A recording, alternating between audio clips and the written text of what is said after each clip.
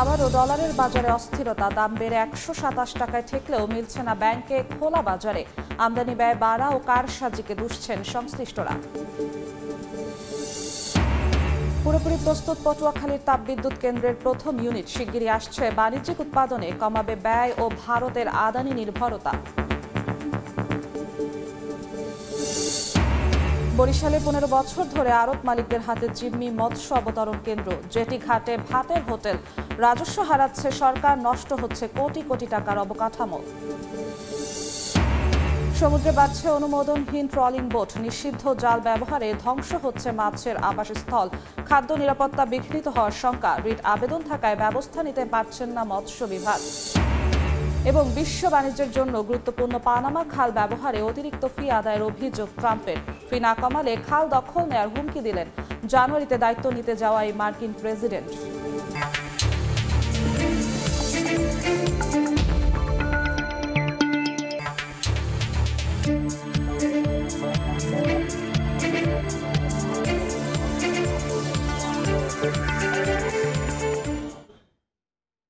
দেখছিলেন শিরোনাম। আমন্ত্রণ জানাচ্ছি দেশ ও দেশের বাইরের অর্থ বাণিজ্যের নানা খবর নিয়ে আমাদের নিয়মিত আয়োজন এই সময়ের বাণিজ্যে। আপনাদের সঙ্গে আছি আমি জিন্নাতারা যশোয়া। আবারও ডলারের বাজারে অস্থিরতা। নির্ধারিত দরে খোলা বাজারে মিলছে না বিশ্বের প্রধান এই মুদ্রা। দাম বেড়ে ১২৭ টাকা ছাড়িয়েছে।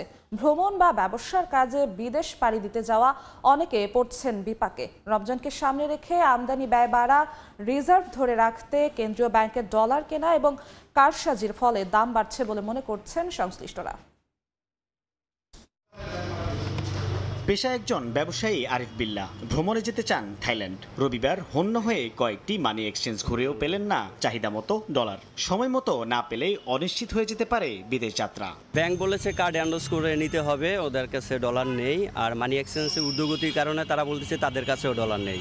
শুধু আরিফ বিল্লাহ নয়, এমন অনেকেই ব্যাংকে ঘুরেও পাচ্ছেন না ডলার। ব্যাংকে আসলাম কিন্তু কোথাও ডলার না পেয়ে পরে মানি এক্সচেঞ্জের এখানে এসে দেখি যে ওনারা ১২৭ টাকা ৩০ পয়সা করে যাচ্ছে। রাজধানীর বিভিন্ন মানি এক্সচেঞ্জ ঘুরে দেখা যায় ডলার ক্রয় ১২০ টাকা আর বিক্রয় মূল্য ১২১ টাকা লেখা আছে। তবে সর্বোচ্চ ১২৭ টাকা ৩০ পয়সাতেও বিক্রি হচ্ছে। নির্ধারিত দরের বেশি দামে ডলার বিক্রি প্রসঙ্গে সংশ্লিষ্টরা জানান, ক্রলিং পেগ থেকে বেরিয়ে যাওয়ার কথা শোনা যাচ্ছে। এতে দাম বাড়ার আশায় অনেকে হয়তো ডলার ধরে রেখেছেন। ক্রলিং পেগ রেট দেওয়ার মধ্যে আমরা ২১ টাকার মধ্যেই সীমাবদ্ধ ছিলাম। তার আগে ১৯ টাকার মধ্যে সীমাবদ্ধ ছিলাম। সে সময় লেনদেন হয়েছে, কম বেশি ক্রাইসিস ছিল, সেটাও ওভারকাম করতে পেরেছি। কিন্তু এই মুহূর্তে এসে যে অস্থিতিশীল পরিস্থিতিটা সৃষ্টি হয়েছে, এটা সার্বিক। আপনি প্রয়োজনের তুলনায় যদি বেশি নিতে চান তাও তো আমার পক্ষে দেওয়া সম্ভব না। আমি দিব কোথার থেকে? এটা তো আর আমি না পাইলে তো দেওয়ার প্রশ্নই ওঠে না। আগস্টে নতুন সরকার দায়িত্ব নেওয়ার পর আন্তঃব্যাংক ডলারের দাম ১২০ টাকায় স্থিতিশীল ছিল। তবে রমজানকে সামনে রেখে জুলাই অক্টোবরে বছর ব্যবধানে ১% বেড়েছে আমদানি ব্যয়। এদিকে রিজার্ভের পরিমাণ বাড়াতে ডলার কিনছেন কেন্দ্রীয় ব্যাংক। এর প্রভাবও পড়েছে ডলারের দামে। সাইফুল ইসলাম, সময় সংবাদ, ঢাকা। দর্শক, আমরা প্রতিবেদনটি দেখছিলাম। এখন আলোচনা করব ডলার পরিস্থিতি নিয়ে। আর এই নিয়ে আলোচনার জন্য আমাদের সঙ্গে ভার্চুয়ালি যুক্ত হয়েছে নিট পোশাক শিল্প মালিকদের শীর্ষ সংগঠন বিকেএমই এর সভাপতি মোহাম্মদ হাতেম। মোহাম্মদ হাতেম, এই সময়ের বাণিজ্যে আপনাকে স্বাগত। জি, ধন্যবাদ। আমাদের সহকর্মীর একটি প্রতিবেদন দেখছিলাম যে ডলার বাজারে সরকার নির্ধারিত দামে পাওয়া যাচ্ছে না। আপনাদের তো ডলারের উপর নির্ভরশীলতাটা আছে, আমদানি করতে হয় বিভিন্ন জিনিস। তো সেক্ষেত্রে আপনাদের অবস্থা কি? আপনারা কি পাচ্ছেন নির্ধারিত দামে?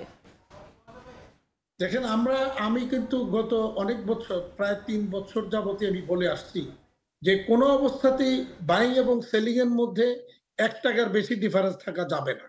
বাট এখন আবারও কিন্তু মাঝখানে কিন্তু এটা মোটামুটি একটা স্থিতিশীল পর্যায়ে ছিল। ১১৮ টাকা বা ১৯ টাকা এর মধ্যেই আমাদের ডলার বেচা এবং কিনার দামটা ছিল। অর্থাৎ আমরা এক্সপোর্ট করে ব্যাংকে যখন ডকুমেন্টস দেই, সেই ডকুমেন্টসের বিপরীতে আমাদেরকে এই মুহূর্তে ১১৯ টাকা দিচ্ছে। কিন্তু আবার আমাদের যখন কোনো ইম্পোর্ট আমাদের আনতে হয়, তখন ইম্পোর্ট বলতে আমাদের ব্যাক টু ব্যাক এলসি না, আদার দেন ব্যাক টু এলসি, মনে করেন মেশিন আনতেছি বা ফায়ার সেফটি ইকুইপমেন্ট এনিথিং, আমরা যখন এলসি করতেছি তখন আমাকে সেই ডলার কিনতে হচ্ছে মিনিমাম ৪ টাকা বেশি। অর্থাৎ ১৯-এর জায়গায় ১২৩ বা ২৪ এরকম দিয়ে আমাদেরকে এই ডলার কিনতে হচ্ছে। আবার কমার্শিয়াল ইম্পোর্টার যারা, তাদের ক্ষেত্রে ১২৪ থেকে ২৫, ২৬, ২৭ 28 পর্যন্ত নিচ্ছে বলেও আমরা জেনেছি। কিন্তু তো এই নির্ধারিত যে দাম অবস্থা, 120 টাকা, আমি একটু বলতে চাচ্ছি যে নির্ধারিত দামের বেশি দিয়ে আপনারা কিনতে হচ্ছে, এতে আপনাদের উপর প্রভাবটা কেমন পড়ছে ব্যবসায়? সেটা আমি বলছি, তাতে কি হচ্ছে, নির্ধারিত দাম 120 টাকা হলেও ব্যাংকগুলি কিন্তু আমাদেরকে 120 টাকা দিচ্ছে না, আমাদেরকে রপ্তানির বিপরীতে 119 টাকা দিচ্ছে। ফলে আবার যদি আমাকে কিনতে হলে যদি 4 টাকা বেশি দিয়ে কিনতে হয়, 5 টাকা বেশি দিয়ে কিনতে হয়, তখন এখানে একটা বড় ধরনের শর্টফল কিন্তু আমার তৈরি হচ্ছে। এবং এই শর্টফলটা আলটিমেটলি ব্যাংকের উপরে, ব্যাংকের কাছে গিয়ে আমাদের এক সময় বড় ধরনের দেনায় পরিণত হয়। এই ধরনের পরিস্থিতিতে অনেক ফ্যাক্টরি ইতিমধ্যেই কিন্তু বন্ধ করে দিতে বাধ্য হয়েছে, ব্যাংক তার ফ্যাসিলিটি বন্ধ করে দিচ্ছে, ইত্যাদি নানা রকমের সংকট তৈরি হচ্ছে। এবং আলটিমেটলি আমি যে ইকুইপমেন্ট কিনতে গিয়ে যে অতিরিক্ত ব্যয় আমার যাচ্ছে, তাতে সেই ব্যয়টা আমার একটা কিন্তু দিন শেষে গিয়া বা ব্যাংকে বড় ধরনের শর্টফল এবং লসে পরিণত হচ্ছে, এবং ব্যাংকের কাছে আমাদের একটা দায় তৈরি হচ্ছে। তো দাম এইটা নিয়ে বেশির আমরা বিষয়টি কিন্তু মোহাম্মদ হাতেম, বেশির বিষয়টি আমরা প্রতিবেদনেও দেখলাম, আপনিও বললেন, কিন্তু দাম বেশি দিয়েও কি আপনারা পর্যাপ্ত চাহিদা মতো পাচ্ছে না। পাচ্ছেন? হ্যাঁ, কথা সেটাই।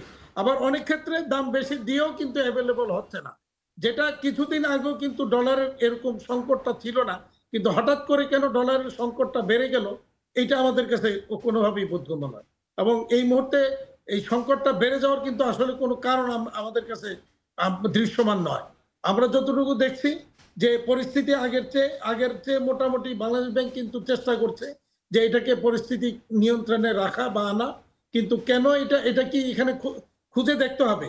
এখানে ব্যাংকগুলি বা ওই কারেন্সি মানে ফাইন্যান্সিয়াল যে ইনস্টিটিউটগুলি, তাদের কোনো কারসাজি বা কোনো কিছু আছে কিনা, আমার মনে হয় এটা একটু খতিয়ে দেখা দরকার। আদারওয়াইজ এই মুহূর্তে ডলারের এই ক্রাইসিস হওয়ার কোনো কারণ আমাদের কিন্তু কাছে মোহাম্মদ অন্তত নেই। হাতেম, ডলার সংকটের কথা আপনি বললেন, দাম বেশির কথা আপনি বললেন, কিন্তু অন্যদিকে চিত্রটা তো আমরা দেখছি যে বৈদেশিক মুদ্রার রিজার্ভ আমরা দেখছি বেশি এবং রেমিটেন্স বেশি আসছে গত কয়েক মাসে, এমন খবরও আমরা দেখতে পাচ্ছি। তাহলে আসলে সমস্যা কোথায় হচ্ছে?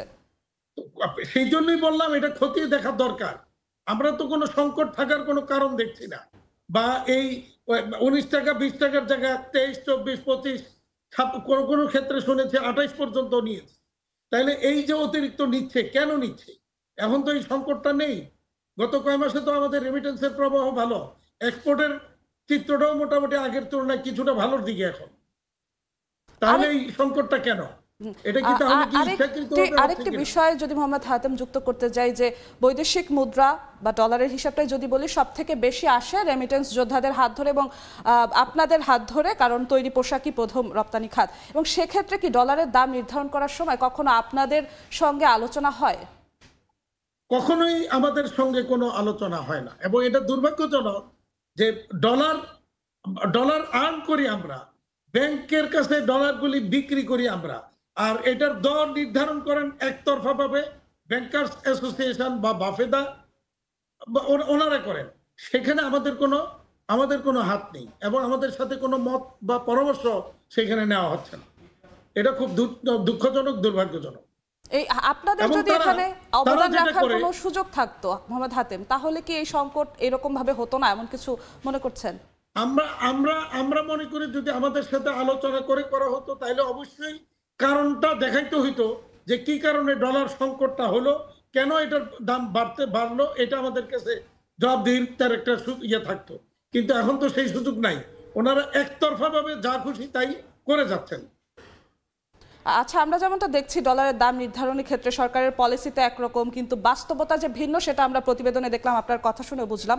তাহলে কি আপনাদের এই যে বাণিজ্যিক কৌশল সাজাতে কোনো প্রভাব পড়ে কিনা? বাণিজ্যিক কৌশল সাজাতে তো অবশ্যই প্রভাব পড়ে, কারণ আমি যখন একটা টার্গেট করছি যে আমার ডলার রেট হবে 119 বা 20 টাকা, সেখানে গিয়ে যদি আমাকে 5 টাকা 6 টাকা অতিরিক্ত দিতে হয়, তাহলে এই টাকাটা আমি পাবো কোথায়? আলটিমেটলি তখন তো আমাকে এটাকে নতুন করে একটা প্রেসার তৈরি হচ্ছে, এবং বিনিয়োগ নিরুৎসাহিত হচ্ছে সেখানে। এমনিতেই তো নানা রকমের সংকটের কারণে আমরা বিনিয়োগ পরিপন্থী একটা অবস্থান বর্তমানে চলছে, নিরুৎসাহিত হচ্ছে, এবং বিশেষ করে নানা রকমের আরো অনেকগুলি সংকট আছে। সবকিছু সংকট মিলেই কিন্তু এই মুহূর্তে আপনি যদি দেখেন, বাংলাদেশের বিনিয়োগ কিন্তু এখন থমকে আছে। কাঁচামাল আমদানিতে আপনারা যদি কাঁচামাল আমদানি পর্যাপ্ত পরিমাণে না করতে পারেন সেক্ষেত্রে রফতানি আয়ে প্রভাব পড়বে। তো এখন আপনারা কাঁচামাল আমদানিতে কোনো চ্যালেঞ্জের মুখে পড়ছেন ডলারের এই পরিস্থিতির কারণে? না, কাঁচামাল আমদানিতে যেটা একটা হচ্ছে যে আমাদের ব্যাক টু ব্যাক এলসির মাধ্যমে আমদানি, সেখানে আমাদের ডলার ক্রাইসিসের সাথে এটার কোনো সম্পর্ক নাই। কারণ আমরা তো আমাদের ব্যাক টু ব্যাক এলসি, আমার যে ডলার আসবে সেই ডলার থেকে পেমেন্ট যাবে। বাট এখানে একটা সংকট যেটা আমরা ফেস করছি ব্যাক টু ব্যাক এলসি করতে গিয়ে, কাঁচামাল আমদানি করতে গিয়ে, যে ইডিএফ এর ফান্ডটা আমরা পাচ্ছি না ঠিক মতো। অর্থাৎ যেমন আমি একটা এলসি করে রেখেছি, সেটার আরো 3 মাস 3.5 মাস আগে, 3.5 মাসও আমি কিন্তু ইডিএফ এর ফান্ড আমার ব্যাংক এখনো পায় নাই। ফলে ব্যাংক কি করছে, সেখানে আমার এই ফান্ডের উপরে তারা 15% করে ইন্টারেস্ট কাউন্ট করতেছে। তো ফলে আমি যে ব্যাক টু ব্যাক এলসি করে পিডিএফ এ ফান্ডের ইয়েতে গিয়ে আমি এলসিটা করলাম, সেটা আলটিমেটলি আমার কিন্তু সেখানে আমি লসে পরিণত হচ্ছে আমার এই ইয়েটা। এই মোহাম্মদ হাতেম, আপনারা কি এলসি খুলতে চাইলেই ব্যবসায়ীরা এলসি খুলতে পারছেন এই মুহূর্তে? এইটা আমাদের জন্য আরেকটা সংকট, যেটা ব্যাংকগুলি নানাভাবে আমাদেরকে সময় মতো এলসি দিচ্ছে না, আমাদেরকে নানাভাবে ভোগান্তির মধ্যে। অর্থাৎ আমরা একটা লিড টাইম কত 50 দিন 60 দিন লিড টাইম নিয়ে আমরা একটা অর্ডার নেই। সেক্ষেত্রে যদি ব্যাংক এলসি করতে যদি আমার 20 থেকে 30 দিন খেয়ে ফেলে, তাহলে বাকি 30 দিনে আমার পক্ষে কোনোভাবেই সেই এলসিটা এক্সিকিউট করা বা শিপমেন্টটা এক্সিকিউট করা সম্ভব হয় না। ফলে সেখানে আমাকে গিয়ে তখন হয় মানে ওভারটাইম করতে হচ্ছে, নাইট করতে হচ্ছে, অতিরিক্ত ব্যয় করে আমাকে শিপমেন্ট করতে হচ্ছে। তাও হয়তো আমি শিডিউল মেনটেন করতে না পারলে তখন আমাকে এয়ার ফ্রেট অথবা ডিসকাউন্টের খরচে পড়তে হচ্ছে। তো এইভাবে কিন্তু কন্টিনিউয়াসলি আমরা কিন্তু লস করছি। ব্যাংকের এই অসহযোগিতা, চরম অসহযোগিতা বলবো, ব্যাংকগুলি নানা অজুহাতে নানাভাবে আমাদের এই ব্যাক টু ব্যাক এলসি করতে বিলম্বিত করছে। ফলে আমাদের এখানে আমরা বড় ধরনের ক্ষতির সম্মুখীন প্রতিনিয়ত হচ্ছি। না, ডলারের এই অস্থিরতার কারণে আপনাদের এক রেটে এলসি খুলতে হচ্ছে, আরেক রেটে কাঁচামাল আমদানি বা অন্য বিষয়। এই অস্থিরতার কারণে কি যে আপনাদেরকে বিদেশি বিনিয়োগের ক্ষেত্রে বা বায়ারদের ক্ষেত্রে আলোচনার ক্ষেত্রে কোনো প্রভাব পড়ছে কিনা এলসি সেটেল করার ক্ষেত্রে? বিদেশি বিনিয়োগ তো সেখানে অবস্থা হবেই, প্রবলেম তো হচ্ছেই। কিন্তু বায়ারদের ক্ষেত্রে আমাদের আলোচনা যেটা আমরা যেটা এই মুহূর্তে যেটা সংকটে আছি, সেটা হলো বায়াররা প্রতিনিয়তই তারা তাদের যে মানে প্রিভিয়াস যে প্রাইস তার চেয়ে কমাবার চেষ্টা করে, অথচ আমাদের প্রতিনিয়ত কিন্তু আমাদের কস্টিং বেড়েই চলেছে। যেমন আমাদের এই বছর শ্রমিকদের একটা ইনক্রিমেন্ট, স্যালারির ইনক্রিমেন্ট দিতে হবে, তারপরে আনুষঙ্গিক অন্যান্য বিদ্যুৎ বিল, গ্যাস বিল সবই কিন্তু আমাদের দাম বেড়েছে। তো সেখানে এইগুলি বাড়ার কারণে আনুষঙ্গিক অন্যান্য অ্যাক্সেসরিজের দামও বেড়ে যাচ্ছে। ফলে আমরা কিন্তু কোনোটাই মানে আমাদের যে কাঙ্ক্ষিত মূল্য সেই মূল্যে আমরা পাচ্ছি না, বর্ধিত মূল্যে আমাকে নিতে হচ্ছে। ফলে প্রত্যেকে, আমি যেটা বারবার বলার চেষ্টা করেছি, আবারও বলতে চাই যে অন্তত মিনিমাম 80% ফ্যাক্টরি বর্তমানে গার্মেন্টস সেক্টরে লস দিয়ে রান করতেছে। এর কোনো আমি প্রয়োজনে আমি এটা যে কোনো অডিট, বাংলাদেশের যত বড় অডিট কোম্পানি আমি তাদেরকে ইনভাইট করবো, আসুন আপনারা তদন্ত করেন, আপনারা ভিজিট করেন, দেখেন, অডিট করে দেখেন যে এই ফ্যাক্টরিগুলি কিভাবে লস দিয়ে যাচ্ছে, সেটা ওনারা দেখতে পাবে। এলসি সেটেলের ক্ষেত্রে মানে নির্দিষ্ট করে যদি বলি, আমরা কোনো ভোগান্তি পোহাতে হচ্ছে, বেশি ডলার গুনতে হচ্ছে, এরকম কিছু হচ্ছে না? এলসির জন্য তো আমার ওই যে other then back to back LC, অন্যগুলিতে আমাকে বেশি মূল্য দিতে হচ্ছে, মানে ডলারের মূল্যটা বেশি দিতে হচ্ছে। আর ব্যাক টু ব্যাক এলসির ক্ষেত্রে বেশি মূল্য দিতে হয় না, কিন্তু সেখানে আবার এলসিটা করতে গিয়ে আমাকে বিড়ম্বনার শিকার হতে হচ্ছে, আমাদেরকে সময় নষ্ট করছে, কিল করছে, সেখানে সময় মতো আমরা এলসি পাচ্ছি না, ফলে আমরা ক্ষতিগ্রস্ত হচ্ছি। সেখানে ব্যাংকগুলোকে আপনাদের তরফ থেকে, যেহেতু আপনারা বড় অংশীজন ব্যবসায়ী মানুষ, তো সেক্ষেত্রে আপনাদের তরফ থেকে পরামর্শ কি থাকতে পারে যে ব্যাংকগুলো এই মুহূর্তে ডলার অস্থিরতা কাটাতে কি করতে পারে? ব্যাংকগুলি আপনি যদি দেখেন, এই যে বিগত 2 বছর আগে থেকেও যদি দেখেন, ব্যাংকগুলির প্রতি মাসে শুধু ডলার বেচা কিনা করে যে প্রফিট করছে, আমার মনে হয় ব্যবসা করেও তারা এত প্রফিট করতে পারেনি, শুধু ডলার বেচা কিনা করে। তার মানে তারা ডলারকে কিভাবে মানে তাদের নিজেদের মতো করে রেট নির্ধারণ করে, এই যে এবং ডিফারেন্স রেট করে, ভিন্ন রেট করে কিভাবে প্রফিটটা করেছে। এবং আপনি এখনো দেখবেন ব্যাংকগুলি সাধারণত ব্যবসায়ীরা লস করছে তাদের ব্যবসায়, কিন্তু ব্যাংক কিন্তু লস করে না। আমাদের সময় একদমই শেষ হয়ে গেছে। আমাদের প্রত্যেকেরই আশা থাকবে যে ডলারের বাজারের অস্থিরতা কাটুক। আপনাকে অসংখ্য ধন্যবাদ এই সময়ের বাণিজ্যে যুক্ত হওয়ার জন্য।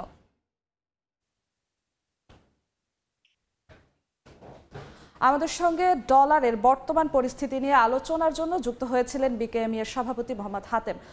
যাচ্ছি অন্য প্রসঙ্গে। ভারতের আদানি নির্ভরতা কমাবে উৎপাদন শুরু করতে যাওয়া পটুয়াখালী তাপবিদ্যুৎ কেন্দ্র। পুরোপুরি উৎপাদনে গেলে আদানি থেকে বিদ্যুৎ সরবরাহ বন্ধ হলেও দেখা দেবে না সংকট। অন্যদিকে তেলের উপর নির্ভরতা কমিয়ে ব্যয় হ্রাস করতেও সহায়তা করবে। বাংলাদেশ ও চীনের যৌথ উদ্যোগে নির্মিত এই বিদ্যুৎ কেন্দ্রটি। বিস্তারিত শিকদার জাবির হোসেনের রিপোর্টে, ক্যামেরায় ছিলেন তৌকিব পেতা। পটুয়াখালীতে নির্মিত 1320 মেগাওয়াট ক্ষমতা সম্পন্ন আরএনপিএল তাপবিদ্যুৎ কেন্দ্র বাণিজ্যিক উৎপাদনে আসছে শিগগিরই। কেন্দ্রের একটি ইউনিট উৎপাদনের জন্য পুরোপুরি প্রস্তুত। চলতি মাসের মধ্যেই পাওয়া যাবে ব্যাকফিড। আগামী বছরের মার্চের প্রথম সপ্তাহে বাণিজ্যিকভাবে প্রথম ইউনিট এবং মে মাসের শেষ দিকে দ্বিতীয় ইউনিটের বিদ্যুৎ জাতীয় গ্রিডে যোগ হবে বলে জানায় কর্তৃপক্ষ। 1320 মেগাওয়াট বিদ্যুৎ জাতীয় গ্রিডে দেওয়ার ফলে আমরা আশা করছি বাংলাদেশের সর্বমোট বিদ্যুৎ চাহিদার 10% বিদ্যুৎ আমাদের আরএনপিএল এর এই বিদ্যুৎ কেন্দ্র থেকে সরবরাহ করা সম্ভব হবে। সংশ্লিষ্টরা বলছে, দেশের বিদ্যুৎ চাহিদা মেটাতে ভারতের আদানি পাওয়ারের কাছ থেকে উচ্চ মূল্যে বিদ্যুৎ আমদানি করতে হয়, যেখানে প্রতি ইউনিট প্রায় 15 টাকা খরচ হয়। কিন্তু আরএনপিএল বিদ্যুৎ কেন্দ্রের উৎপাদন খরচ হবে মাত্র 9 টাকা। আর আদানির প্রায় সমপরিমাণ বিদ্যুৎ উৎপাদন করতে পারবে আরএনপিএল তাপবিদ্যুৎ কেন্দ্র, যার কারণে কেন্দ্রটি উৎপাদনে এলে আদানি নির্ভরশীলতা অনেকটাই কমবে। বিদ্যুৎ কেন্দ্র চালু হলে আগামী গ্রীষ্মকালে আমাদের লোডশেডিং এর পরিমাণ আমাদের অনেক কমে যাবে। বর্তমানে দেশে গ্রিড ভিত্তিক বিদ্যুৎ কেন্দ্রের উৎপাদন সক্ষমতা প্রায় 27,740 মেগাওয়াট। এর মধ্যে কয়লা ভিত্তিক বিদ্যুৎ কেন্দ্রের সক্ষমতা 5,683 মেগাওয়াট। আরএনপিএলের সক্ষমতা যুক্ত করলে দেশে নির্মিত কয়লা ভিত্তিক কেন্দ্রগুলোর মোট সক্ষমতা দাঁড়াবে 7,000 মেগাওয়াট। নতুন এই কেন্দ্রটি পায়রা বিদ্যুৎ কেন্দ্র হতে মাত্র 2 কিলোমিটার উত্তরে রামনাবাদ নদী তীরে অবস্থিত। প্রায় 27,000 কোটি টাকা ব্যয়ের এ প্রকল্পের নির্মাণ কাজ শুরু হয় 2019 সালে। এজন্য এখানে অধিগ্রহণ করা হয় 950 একর জমি। শিকদার জাবির হোসেন, সময় সংবাদ, পটুয়াখালী। চট্টগ্রামের নেভাল একাডেমিতে শীতকালীন রাষ্ট্রপতি কুচকাওয়াজে বক্তব্য রাখছেন নৌবাহিনী প্রধান অ্যাডমিরাল এম নাজমুল হাসান। সরাসরি যাচ্ছি সেখানে। সক্রিয় উপস্থিতি জনমনে স্বস্তির সৃষ্টি করেছে। এখানে বিশেষভাবে উল্লেখ্য, সম্প্রতি একাধিক তেলবাহী জাহাজে ঘটে যাওয়া অগ্নি নির্বাপনে নৌবাহিনী ও কোস্টগার্ডের সদস্যদের সক্রিয় ভূমিকা সর্বমহলে ব্যাপকভাবে প্রশংসিত হয়েছে। রাষ্ট্রীয় এহেনের সম্পদ রক্ষায় অবদান রাখতে পেরে আমরা গর্বিত।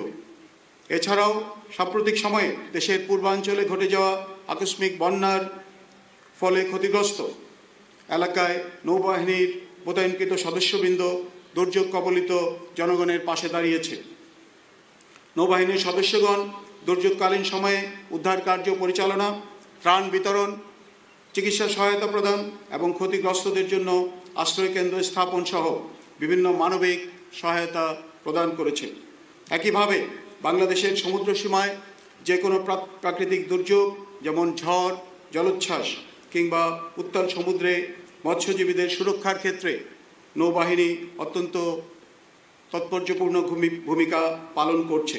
বিশেষ করে উপকূল ও গভীর সমুদ্রে সমুদ্র সম্পদের সুরক্ষা এবং বাণিজ্যিক জাহাজসমূহের প্রয়োজনীয় নিরাপত্তা নিশ্চিত করতে নৌবাহিনীর সদস্যবৃন্দ নিরলসভাবে কাজ করে যাচ্ছে।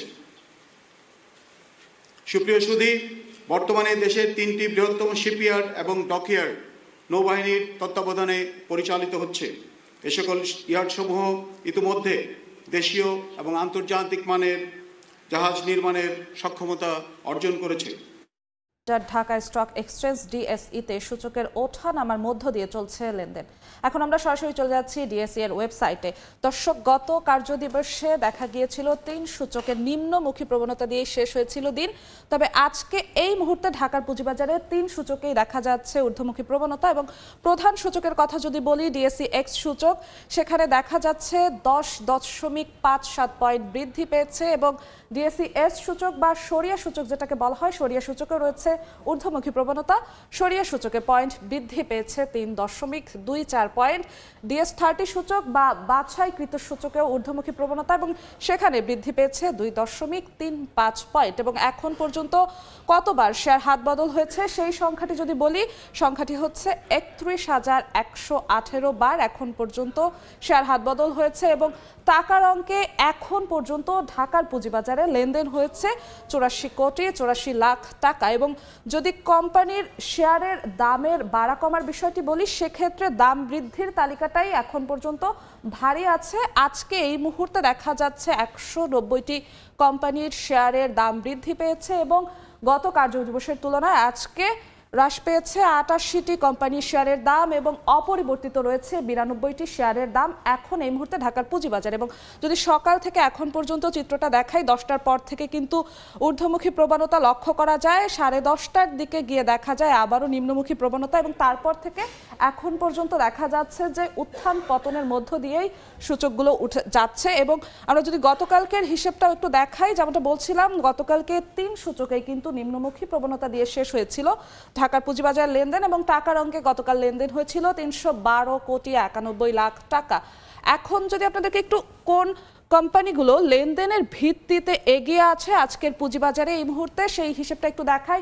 এই মুহূর্তে ঢাকার পুঁজিবাজারে 1 নম্বরে আছে লেনদেনের ভিত্তিতে বাংলাদেশ শিপিং কর্পোরেশন এবং বাংলাদেশ শিপিং কর্পোরেশনের একটি শেয়ারের দাম এখন আছে 95 টাকা এবং আজকের দিনে সর্বোচ্চ এখন পর্যন্ত বাংলাদেশ শিপিং কর্পোরেশনের একটি শেয়ারের দাম উঠেছিল 95 টাকা 70 পয়সা এবং লেনদেন হয়েছে 10 কোটি 10 লাখ টাকা। যে কোম্পানিটি এখন 1 নম্বরে আছে সেই কোম্পানি এবং 2 নম্বরে আছে অরিয়ন ইনফিউশন এবং 3 নম্বরে ঢাকার পুঁজিবাজারে আছে খান ব্রাদার্স এবং 4 নম্বরে আছে ফাইন ফুডস, 5 নম্বরে আছে রবি এবং 2 নম্বরের অরিয়ন ইনফিউশনের কথা যদি আমরা বলি, সেক্ষেত্রে লেনদেন হয়েছে 7 কোটি 13 লাখ টাকা এবং খান ব্রাদার্সের লেনদেন হয়েছে এখন পর্যন্ত ঢাকার পুঁজিবাজারে 3 কোটি 64 লাখ টাকা।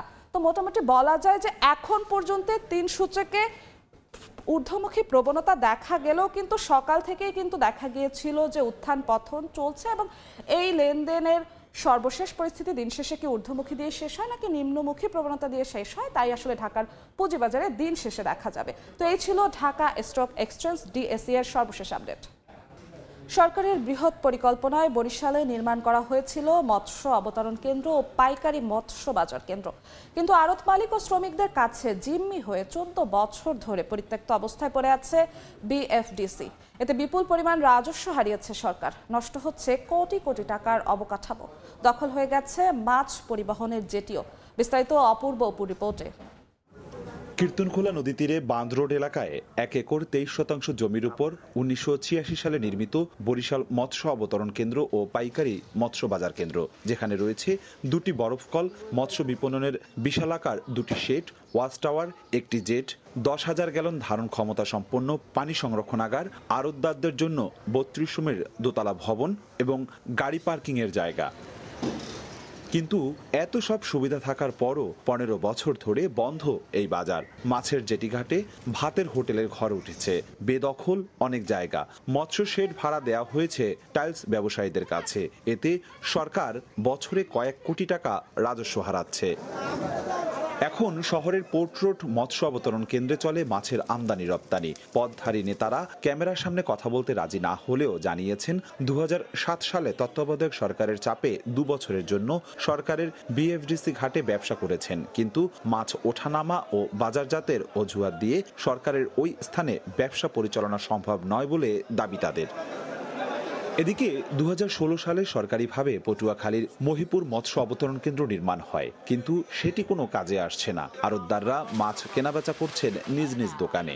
ব্যবসায়ীদের দাবি, জায়গা সংকটে সব ব্যবসায়ী ও নৌযানের স্থান সংকুলান না হওয়ায় অবতরণ কেন্দ্রটি ব্যবহার করা যাচ্ছে না। এতে সরকার বছরে অন্তত 8 থেকে 10 কোটি টাকা রাজস্ব থেকে বঞ্চিত হচ্ছে।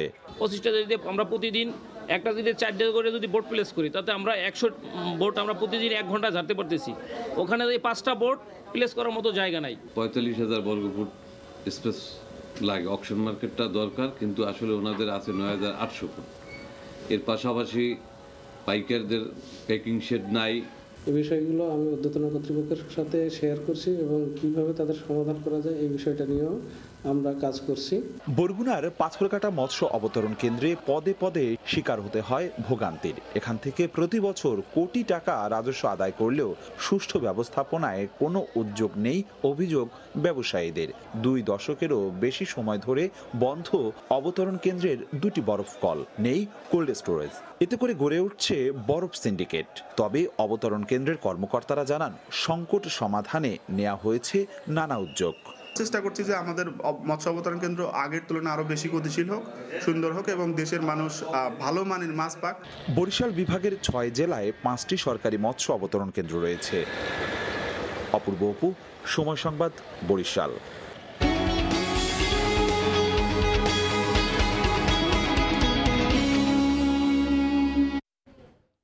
সমুদ্রে দিন দিন বাড়ছে অনুমোদনহীন নৌযান ট্রলিং বোট। এসব নৌযানে নিষিদ্ধ জাল ব্যবহার করে মাছ শিকার করায় মারা পড়ছে বিভিন্ন পোনা। গবেষকরা বলছেন, অগভীর সমুদ্রে ট্রলিং বোট দিয়ে মাছ শিকার করায় ধ্বংস হচ্ছে মাছের আবাসস্থল। এতে ভেস্তে যাচ্ছে উৎপাদন বৃদ্ধির জন্য সরকারের সব পরিকল্পনা। রুবেল হোসেনের ছবিতে সাইফুল মিরাজের রিপোর্ট।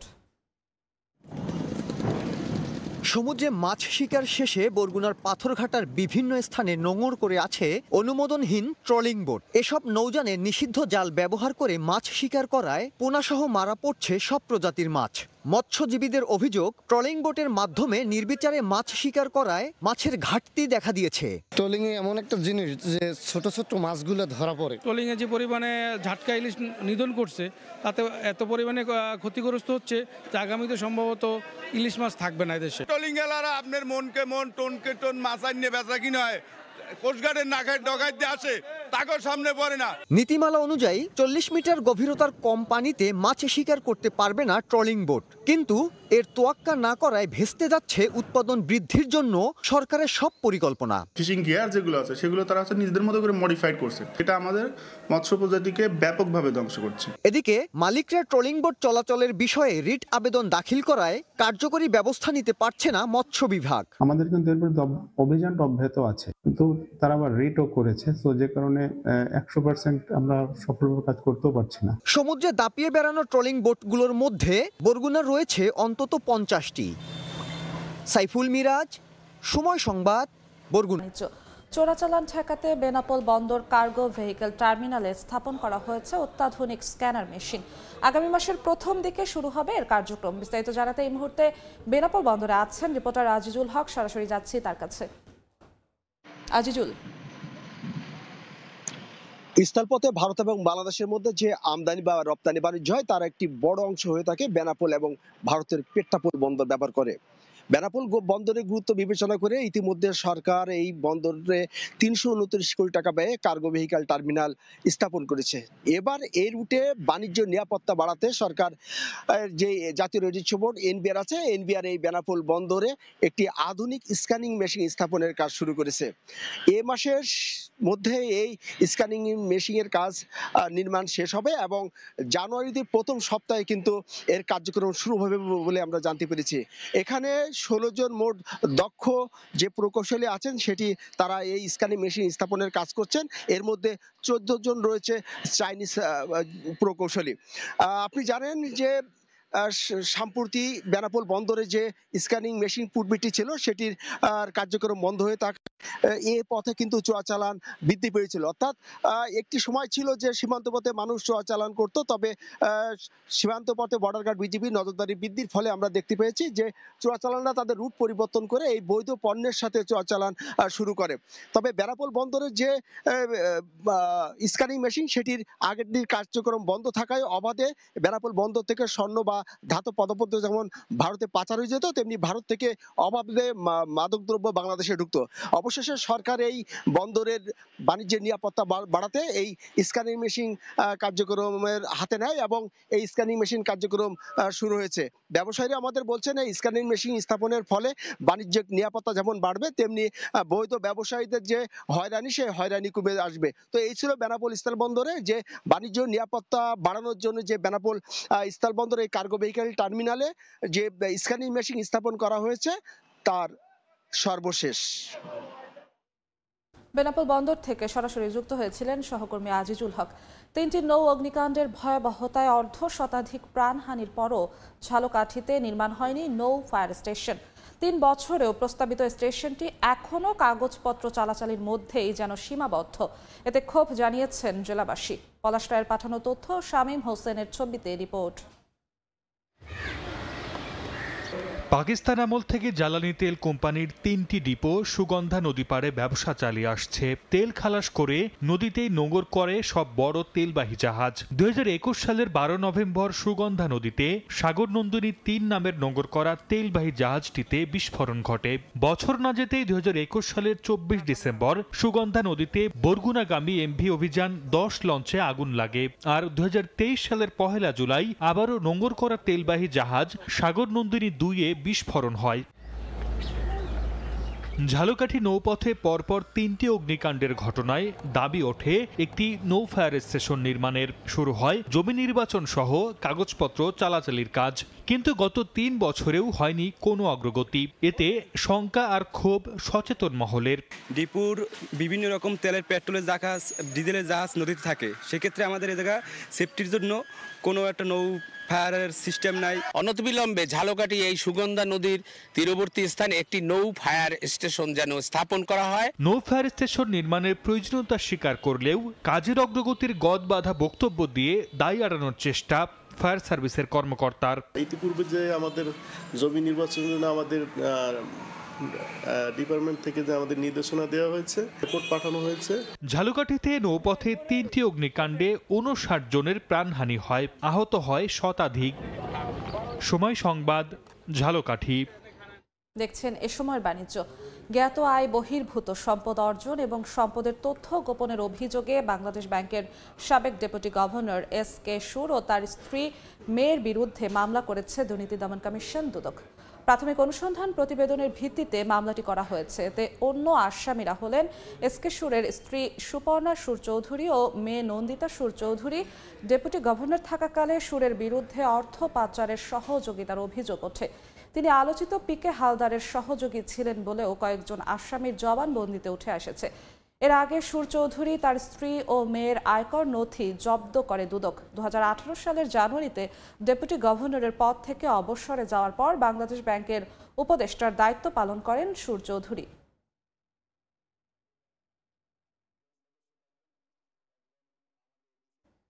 প্রাণ আরএফএল শতভাগ প্লাস্টিক রিসাইক্লিংয়ের লক্ষ্যমাত্রা নিয়ে প্রথমবারের মতো সাস্টেনেবল রিপোর্ট প্রকাশ করেছে। রোববার রাজধানীর গুলশানে আয়োজিত এক অনুষ্ঠানে সমৃদ্ধ আগামীর লক্ষ্যে জীবনের পরিচর্যা শীর্ষক প্রতিপাদ্যের ওপর রচিত এই প্রতিবেদনে আগামীতে প্রাণ আরএফএল গ্রুপের টেকসই কৌশল তুলে ধরা হয়।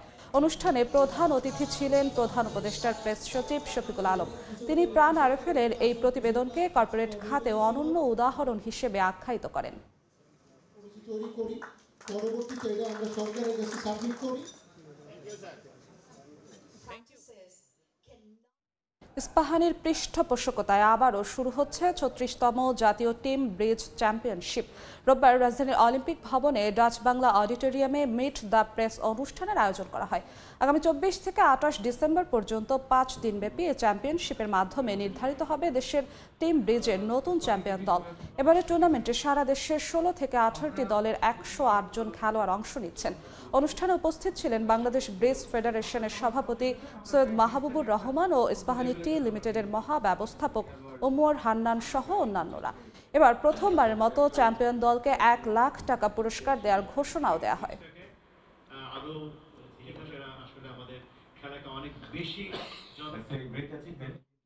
সিলেটে আন্তর্জাতিক ছায়া জাতিসংঘ সম্মেলন অনুষ্ঠিত হয়েছে। রোববার সন্ধ্যায় নগরীর কোশিয়ারা ইন্টারন্যাশনাল কনভেনশন হলে 3 দিনব্যাপী আয়োজনের সমাপ্তি হয়। সম্মেলনে 11টি কমিটিতে আন্তর্জাতিক ও বাংলাদেশের প্রায় 40টি বিশ্ববিদ্যালয়, মেডিকেল কলেজ এবং স্কুলের 5 শতাধিক শিক্ষার্থী অংশ নেন।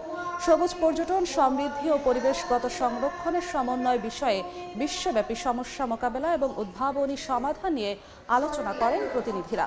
পুরো আয়োজনের মিডিয়া পার্টনার ছিল সময় সংবাদ।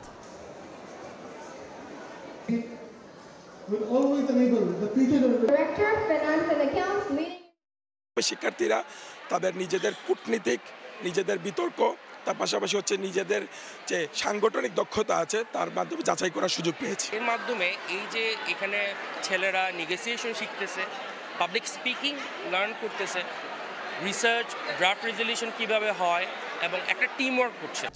পানামা খালের নিয়ন্ত্রণ নিজেদের দখলে নেয়ার হুমকি দিয়েছেন নবনির্বাচিত মার্কিন প্রেসিডেন্ট ডোনাল্ড ট্রাম্প। বিশ্ব বাণিজ্যের জন্য গুরুত্বপূর্ণ এই খাল ব্যবহারের জন্য পানামা অতিরিক্ত ফি আদায় করছে বলে অভিযোগ করে শনিবার নিজের সামাজিক যোগাযোগ মাধ্যম ট্রুথ সোশ্যালে পোস্ট করেন তিনি। ফি না কমালে খালের নিয়ন্ত্রণ যুক্তরাষ্ট্রকে ফিরিয়ে দিতে বলেছেন পানামাকে। ফি না কমালে বিশ্ব বাণিজ্যের জন্য গুরুত্বপূর্ণ জলপথ পানামা খাল চলে যাবে যুক্তরাষ্ট্রের দখলে। শনিবার নিজের সামাজিক যোগাযোগ মাধ্যম ট্রুথ সোশ্যালের একটি পোস্টে একথা বলেন নবনির্বাচিত মার্কিন প্রেসিডেন্ট ডোনাল্ড ট্রাম্প। অভিযোগ করেন পানামা খাল ব্যবহারের জন্য অতিরিক্ত ফি নিচ্ছে পানামা। যথাযথভাবে খালটি পরিচালনা করতে না পারলে যুক্তরাষ্ট্রের কাছে হস্তান্তর করতেও বলেন তিনি। পানামা যে ফি নিচ্ছে তা হাস্যকর বলেও কটাক্ষ করেন ট্রাম্প। পানামাকে যুক্তরাষ্ট্র যে উদারতা দেখিয়েছে সেটিও মনে করিয়ে দেন তিনি। বলেন অন্যদের সুবিধার জন্য খালটি পানামাকে দেয়া হয়নি, বরং দেশটির সঙ্গে যুক্তরাষ্ট্রের সহযোগিতার সম্পর্কের স্মারক হিসেবে দেয়া হয়েছিল। পোস্টে পানামা খালে চীনের ক্রমবর্ধমান প্রভাবের বিষয়েও শঙ্কা প্রকাশ করেন তিনি। বলেন এই খাল ব্যবস্থাপনার দায়িত্ব একমাত্র পানামার, চীন বা অন্য কারো নয় বলেও মন্তব্য করেন ট্রাম্প। খালটি ভুল হাতে পড়তে না দেওয়ার বিষয়েও পানামাকে সতর্ক করেন।